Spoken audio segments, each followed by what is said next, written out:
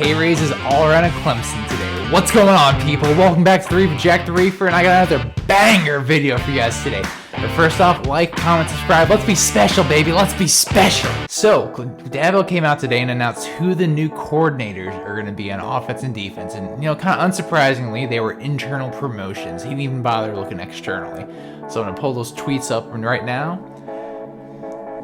So we have Streeter was promoted from quarterback coach to now the offensive coordinator and got us raised to $925K a year. Pretty good. No chump change. I would take that in a heartbeat. Then Wesley Goodwin is the new defensive coordinator. He was a former defensive analyst and now getting paid $850K a year. Didn't have an on-the-field role, but obviously he will now. But he worked closely with the Venables, and I think he's going to be a good fit.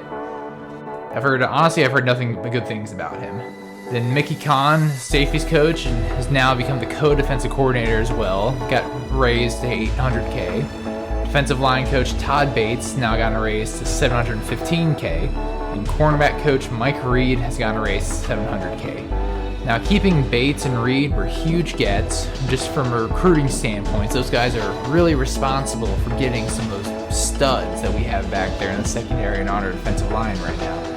Especially, Reed gets a lot of credit for the secondary, and Andrew Muckba and all the other guys we have back there that are freshmen this year. But also, Bates, just year after year, you think of when we had Carlos Watkins, and before them we had Shaq Lawson, and then we had the Power Rangers, the Wilkins, Farrell, and Lawrence.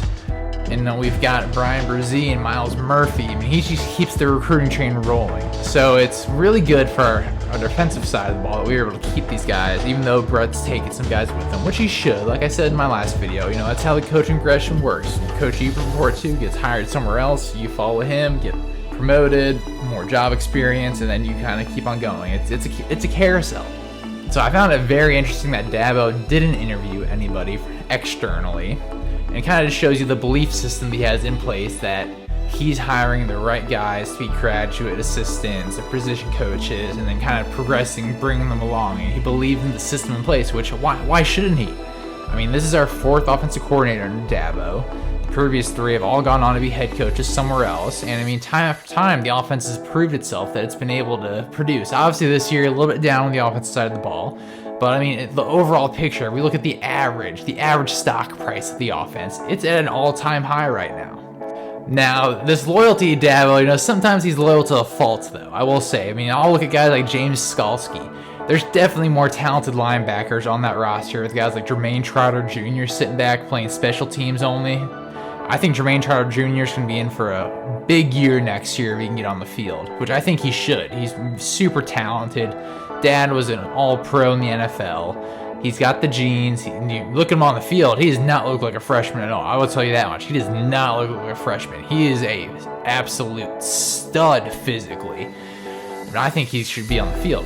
But like I said, Dabo is sometimes over-loyal to a fault, but I respect that. You got to be loyal to your people. And Dabo's people are those graduate assistants, wide receiver coaches, positional coaches that he hires and then brings them along, keeps them going. And also his former players too, like we've seen with CJ Spiller. He believes in his guys that he recruits and he executes with them, and it's worked, honestly. Clemson's at an all-time high right now in terms of the football program. Now I think the Cheez-It Bowl will be a good trial run for these guys to see how they do, see how we're doing philosophically, if we need to make any adjustments with new guys. But overall, the hires just point to me that we're sticking to the system. Maybe a little bit tweaks here and there, but the overall philosophy on the offense, the overall philosophy on the defense isn't going to change, which it shouldn't. It's worked. So that's all I got for today, guys. I'm excited for these hires. I'm happy for them. I can't wait to see what the future holds. And as Dabo says, the best is yet to come with these coaches. As always, have a great day. Tell somebody you love them. Deuces. And also, be on the lookout for our next video. It's going to be a bowl game prediction video. Deuces.